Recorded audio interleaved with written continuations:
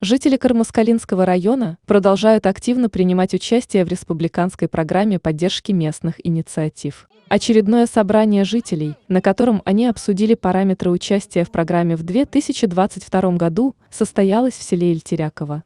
На обсуждение было вынесено несколько проблем, требующих решения: ремонт автодороги села Ильтеряково, благоустройство парка и пристрой к зданию клуба. В итоге как приоритетный был выбран проект ремонта автодороги через гидротехническое сооружение. В период дождей, снеготаяния и весеннего паводка стоят лужи, дорога становится труднопроходимой, что приносит большие неудобства жителям села.